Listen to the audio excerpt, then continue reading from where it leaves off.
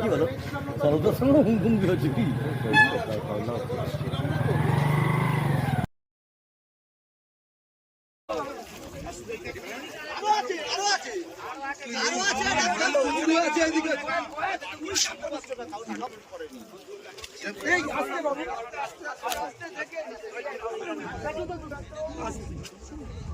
আরো আছে আরো আছে আরো আছে ওদিকে আছে এদিকে আছে যেতে হবে না ওর মাটিটা আছে আর এখানে লোকেদের জ্বালাতন করছে ওদিকে আরো আছে ওদিকে আরো আছে পরে আরো আছে সব মাছ আছে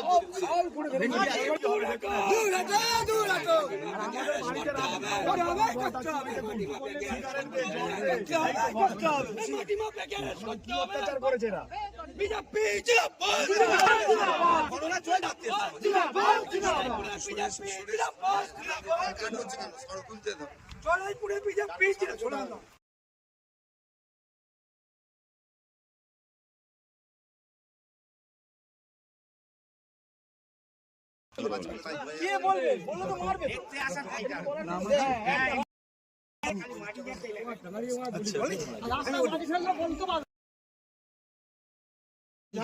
সেটাই হচ্ছে এমন উত্তেজনা জামালপুরে কাল হয়েছে, সেখানেও রাবনাবাতে হয়েছে।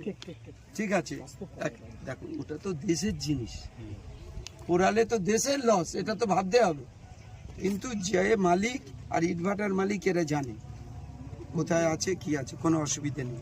ঠিক আছে, এখানে 266 নম্বর বুথে চড়ারায়পুর এই অঞ্চলে আপনারা দেখুন, ভিডিও করুন যে কিভাবে একটা পুরো জলা, যেটা প্রচুর চাষ হতো, সবজি থেকে ধান থেকে মুগ কড়াই থেকে সব জিনিস, সেই মাঠ দখল করে মালিকের অনুমতি না নিয়ে সমস্ত জায়গার মাটি তুলে এরা বিক্রি করছে। সাধারণ মানুষের এতটুকু অধিকার নেই, নিজের জমির মাটি চলে যাচ্ছে তাকে কোনো পয়সা না দিয়ে। আর আমরা চাই না কোনো চাষযোগ্য জমি এইভাবে মাটি নিয়ে গিয়ে বিভিন্ন জায়গায় বিক্রি, ভয় দেখাচ্ছে বোমা পিস্তল দিয়ে, এবং যারা ভয় দেখাচ্ছে তারা অধিকাংশই কিন্তু এই অঞ্চলের অ্যান্টি সোশ্যাল। আপনাদের নামগুলিও দিয়ে দেবো, আপনারাও থানাতে আমরা অভিযোগ শোনা যাচ্ছে। যে সমস্ত মাটির যে মাটি কাটার যন্ত্র মেশিন, সেখান থেকেই বিভিন্ন গাড়ির মধ্যেও প্রচুর অস্ত্র পাওয়া গেছে। আপনারা ওগুলি ফটো তুলে এগুলি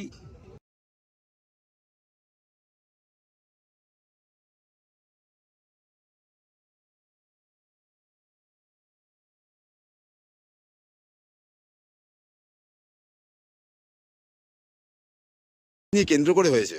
উত্তেজনা হচ্ছে এখানে সকালবেলা কালকে রাত্রিও একটা এখানে মাটি মাফিয়াকে নিয়ে একটা দীর্ঘদিনের সন্ত্রাস এখানে চলছে। লোকের জমি থেকে মাটি তুলে নিয়ে চলে যাচ্ছে, ঠিকঠাক মতন পয়সা দেওয়া হয়নি এবং পারমিশনও নেওয়া হয়নি। সেই মাটি মাটাদের ওকে এখানে জনগণের বহুদিনের ক্ষোভ ছিল। আজকে সকালবেলা গতকাল রাত্রিতে একটা এখানে জেসিপি ছিল, সেই জেসিপিটা মোস্তান মাইনেরা এখান থেকে রাত্রিতে তুলে নিয়ে চলে যায়। তারপরে এলাকার লোকেরা সেটাকে করার চেষ্টা করে, ক্ষিপ্ত হয়, করতে পারেনি। আজকে সকালবেলা স্পটে গিয়ে এখান থেকে যে অস্ত্র উদ্ধার হয়েছিল, সেই অস্ত্র আমাদের হিন্দু মা বোনের অনেক কিছু করতে পারত। কি অস্ত্র মূলত উদ্ধার হয়েছে? মানে কতটা তিন কানা বড় বড়। কেন মজুত করে রাখা হয়েছে মনে হচ্ছে? সেটা বলা যায় না, ভোট পড়তে হিংসা। আজকে এখানে চালানো একটা প্রকল্প ছিল, ভাইলেন্স করা ছিল, এবং ভোট পড়তে হিংসা শুধু ভাইলেন্স নয়, ভোটের সময় ভোটে আমরা জেতার জয়লাভের পরেও আমরা যখন এখানে বিজয় মিছিল নিয়ে একটা মানে উচ্ছ্বাস করতে এসেছিলাম, জয় শ্রীরাম গান নিয়ে, সেই সময় এখানে কিছু টিএমসি লোক আমনিও অস্ত্র সহ এরা এখানে আমাদেরকে অ্যাটাক করতে চেয়েছিল, যে আমরা মামাটি মানুষ করি, যা খুশি করতে পারি, এখনো করবো, তো আমাদের যা খুশি করবো। রাজ্যে সব জায়গায় দেখা যায় 4 তারিখে 12টার পরে বিজেপি যারা তৃণমূল, হঠাৎ বিজেপিরা এই গন্ডগোল করে তৃণমূল। সকাল আমরা বলে দিই, সকালবেলা আমরা যখন এখানে উপস্থিত হলাম, আমরা কিছু মা বোনেদের এই মাসিমার দিয়াই ছিল, অনেকে আমাদের দুঃখ কষ্ট শেয়ার করা হচ্ছিল, সেখানে একটুখানি সাউন্ড হচ্ছিল, কিন্তু সেই সুযোগেও কিছু হঠাৎ বিজেপি এসেছিল যে ওর বাড়িতে চলো সন্ত্রাস চালাবো, ওর বাড়িতে চলো।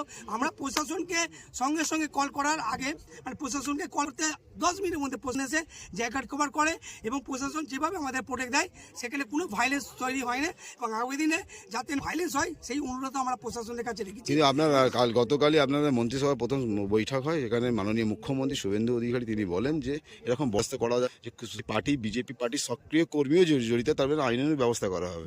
তারপরে এখনো মানে লোমে লোমে আছে, এটা ধুয়ে মুছে একটু সাফ করতে সময় লাগে।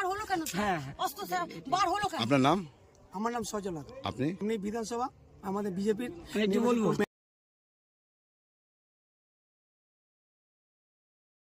জন্য দেখা গেছে এবং মাটি কেন্দ্র করে এবং বিপুল অস্ত্র বা এমনটা অভিযোগ করেন এবং ক্ষোভ করছেন, স্থানীয় মানুষ আতঙ্কিত, কি বলবেন?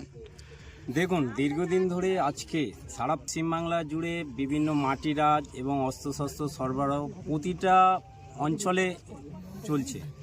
আজ আমরা এসে এলাকায় যেটা দেখতে পেলাম যে এখানে যে জমিগুলো ছিল আগামী দিনে এগুলো চাষ হতো, এখানে মানুষ এর উপরই নির্ভরশীল ছিল, কিন্তু বর্তমানে তাকে না জানিয়ে, জমির মালিককে না জানিয়ে তারা যেভাবে এখান দিয়ে মাটি তুলে নিয়ে গিয়ে বিক্রি করেছে এবং এখানে বিভিন্ন ইটভাটাকে এইসব মাটিগুলোকে সরবরাহ করা হয়েছে। কারণ এখানে যে দুর্নীতি হচ্ছে, এখানে নেতারা যে দুর্নীতি করেছে তারা কাউকে না জানিয়ে করেছে। আর আপনারা যেটা বলছেন যে এই হঠাৎ বিজেপি বলে কোনো ল্যাঙ্গুয়েজ হয় না, ঠিক আছে? হঠাৎ বিজেপি বলে যারা আজকে বলছে যে আমরা হঠাৎ বিজেপিতে এসেছি, এই ধরনের ব্যক্তি নেই। এরাই হচ্ছে টিএমসির দুর্নীতি, টিএমসির নামেই এরা বিজেপির দলে ভিড় করছে আমাদেরকে জয়েন করাও। বাট হঠাৎ বিজেপি বলে কোনো আমাদের মধ্যে নেই। আমরা হচ্ছে ভারত জনতা পার্টির কর্মী, একনিষ্ঠ কর্মী। আমরা ঐক্যবদ্ধভাবে আগামী দিন লড়াই করব এবং এলাকায় এলাকায় যত অস্ত্র আছে তারা নিজেরাই আগামী দিন গিয়ে থানায় দিয়ে আসতে বাধ্য হবে। কেন? এলাকার মানুষ সজাগ হয়ে গেছে যে কেউ এলাকায় অস্ত্র নিয়ে ঘুরবে আর সাধারণ মানুষ তার থেকে চোখ ফিরে নেবে, সেদিন পশ্চিমবাংলা থেকে চলে গেছে আগামী 4 মে। অতএব পশ্চিমবাংলার জনগণ অতি সচেতন, এই এলাকার মানুষ অতি সচেতন। কাউকে বলতে হবে না, কাউকে বিক্ষোভ দেখাতে হবে না, দেখবেন তারাই চলে গেছে থানায় আগে, আমাদের আগে তারা গিয়ে অস্ত্রগুলো জমা রেখে এসেছে। আমাদের মাননীয় মুখ্যমন্ত্রী বলেছে যে আগামী দিন সব ব্যবস্থাই হবে এবং যারা মাফিয়ারাজ তাদেরকেও আমরা জেলে ভরবো। আমরা দেখেছি গতকাল রাতে বিষ্ণুপুরের এই মাটি মাফিয়ারাজ বাবানগাজী অ্যারেস্ট হয়েছে কীভাবে।